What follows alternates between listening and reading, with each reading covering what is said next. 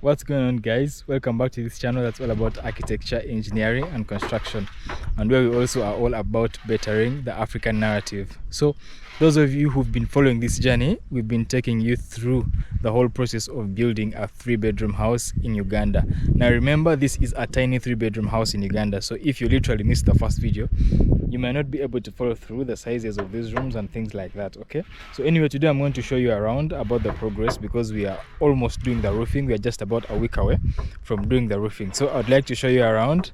And also in the next video, we will definitely be discussing the costs that we've incurred in building this house all along. Okay, so please, if you're new to this channel, hit the subscribe button and also turn on the notifications bell and make sure that you always see the videos that keep coming here. And if you are a returning subscriber, thank you very much for watching, thank you very much for following, thank you very much for coming through. I hope you continue to enjoy this video, and I hope that these videos are helping you and giving you a sneak peek into what it takes to actually build a house in Uganda. Okay, so without saying much, I'll not really say much in this video, so I'm just going to head right into showing you what the house is like. Okay, please enjoy.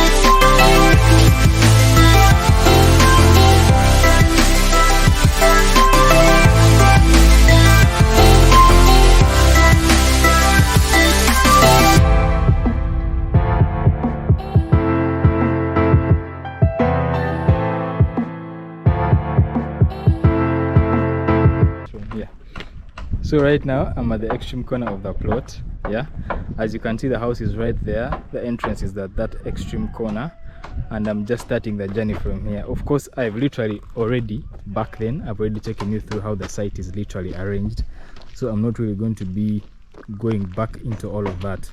But as you can see, we are heading towards the roofing stage.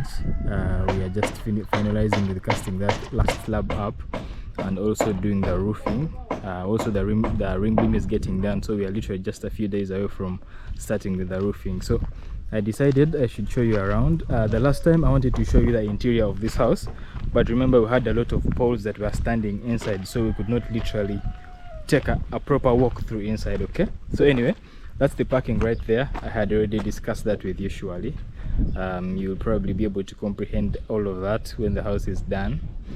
We are just going in phases, like you know how it always works most times in Uganda. Okay, so this is literally the front of the house, as you can see, and I'm just going to enter through the front door. So right now where I'm standing, I'm actually standing in the front porch. Okay, so starting from there, you can see how big the porch is. Really not that big. It's just about, the opening of the porch is almost equal to the size of this front door opening. Okay, as you can see right here, like this. Okay, so we literally enter our house from this very first point. You can see everything is literally in open plan. Okay, we have the dining here. We're literally going to have an L-shaped chair, I mean like this. Okay, stopping just around there. And then over here we're actually going to have a dining table, small dining table for just about 4 people. Okay, and then the TV is going to be on this wall, so you can see there's really literally enough lighting here. We have light coming from there, we have some light coming from here, we have some light coming from here, and we also have some more light coming through the kitchen. Okay, so now literally after this dining table that is just here, we have a kitchen over there. Okay, I think I had already discussed with you how the kitchen is actually arranged. Then we literally have about 2 openings here. We have one here and we have another one there. So we also have a fridge there. We have a pocket for the fridge just around there, and then we also have a porch that goes to the outside of the house through the kitchen. Okay, so taking this first entrance, don't mind this. This is where some of the builders and the construction workers are camping.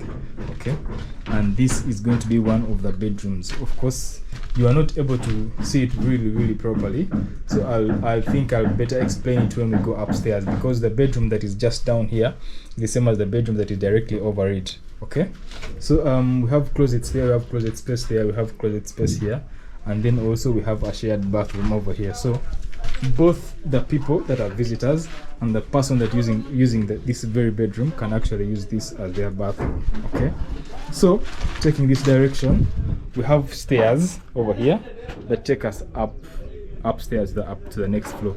Then we're also going to have some storage right under these stairs like this. Okay, then like I showed you before, we have a small pocket for the fridge here, if you are able to see it. Okay, then as you go outside, this is literally the small porch for the kitchen that is outside, if you are able to see. Okay, the pocket for the fridge is right here. Okay, so now I think we are going to go upstairs. I hope everything down is literally understood. Taking upstairs. Okay, excuse me for the noise, but I believe this time really the sound should be clear enough. Okay, I hope it's really enough, the sound. Okay, so taking upstairs, you can see that the very door that I'm facing is just the bedroom that I explained to you is exactly as the one downstairs. Okay, but of course as well we have a shared bathroom here. Okay, we have a shared bathroom here, then we have that bedroom actually being there, so I'll take you through it as well. So this is the bedroom, 2 strip windows. You stand in this bedroom and you have 2 strip windows here. You look over into the lower compound, you look into the parking, all that. So the view is quite a lot. Okay, so we have 2 closets here. We have one closet that is here, and we also have another closet that is actually there. Okay, then we have a window that is here, so literally lighting is not a big issue here. Quite a sizable bedroom. If I could share with you the measurements, we have just about 3.5 meters, 3.4 meters, just about 3.4 meters. That's literally the same width of the living room and also the width of this bedroom that is just downstairs. Then along here we have close just about 2.5 meters, which I think is really enough space. Okay, so going now back into the corridor. So standing right here in the corridor, you can see the stairs are there. We have natural lighting from there, and we have enough natural lighting from that side. Okay, so anyway, back into the corridor. This one right here leads you to the shed. Okay, the big shed, the big balcony that is at the front of the house. Then this one here leads you to what is supposedly going to be the master's bedroom. Okay, now the master's bedroom, this was not actually designed to be the master's bedroom, but later on we decided to make it the master's bedroom, so we increased on the size of it. I should be able to show you that in design. And after increasing the size of it, we gave it more windows. There's a window here, there's a window there, and we are sorry, and then we are going to have wardrobes right here. Okay, let me just show you how the wardrobes are going to be like. So we literally have one line of wardrobes that are coming this side, and we have another line of wardrobes that are also coming along this wall. So disregard this window because we are going to close it off. That is something we had built before, we had left before making the changes. So we literally have now this bathroom being dedicated to the master's bedroom. Okay. This is really a tiny house, so every space here is not really that spacious, but the bathroom, as you can see, really is going to be enough to have both a shower closet and also to be able to have a toilet seater and also a sink. Okay, with enough also lighting from that side. The wind is quite a lot. Okay, so I'm now literally going to take you to the balcony. Okay, so through this way you can see along this wall we're literally going to be having a lot of artwork, things like that. Also on this one, a lot of artwork. Then as you go outside to the balcony, this is now literally going to be a balcony. There are also just a very few changes that we actually made to this balcony, but I'll be able to show you that also in impressions, because what we usually do, we always update the drawings even sometimes as the construction goes on, because frankly changes always happen. Okay, I think you might also be interested in seeing this small pipe I had explained to you before. That is literally going to be draining the balcony here. Okay, it's also linked to another pipe that is also going to be draining the slab that is just above the balcony. Okay, so this is the balcony. When you're in the balcony, you have a view of all that side, and you have all that wide view as you come this side. You have literally a view. Now remember, over this point we have a cantilever that is going to be passing here like this and coming this side without any supports. I hope you're able to also comprehend that. Okay, basically that's what the house is like, and hopefully in the next video we're going to be sharing with you the cost that we've incurred so far in building this house to where it is. And then if you keep following through, you're definitely going to know how much it would cost. Remember, the whole plan and the whole goal of this was actually to build a house, a 3-bedroom tiny house, under 150 million, which I think we are still on track and we are literally going to be able to achieve.